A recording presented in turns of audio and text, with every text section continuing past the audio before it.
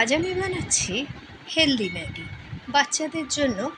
বাচ্চারা ম্যাগি খেতে খুবই ভালোবাসে, তার জন্য এর জন্য কড়াইয়ে 1 টেবিল চামচ তেল গরম করে পেঁয়াজগুলো বড় বড় টুকরো করে কেটে ভেজে নিয়েছি। তারপর এতে দিয়েছি গাজর, বিন আর কড়াইশুঁটি। সেটা দিয়ে বেশ কিছুক্ষণ ভেজে নিয়ে যখন ভালো করে সেদ্ধ হয়ে যাবে তখন তাতে 2 কফি মাগের 2 মগ জল ঢেলে দিয়েছি। দিয়ে এবার ভালো করে জলটা ফুটে গেলে দিয়ে দিয়েছি ম্যাগি মশলা, আর দিয়েছি এবারে ম্যাগিগুলো ছেড়ে দিয়ে 2 মিনিট ভালো করে ফুটিয়ে তাতে দিয়ে দিয়েছি একটু টমেটো সস, নুন আর গোলমরিচ।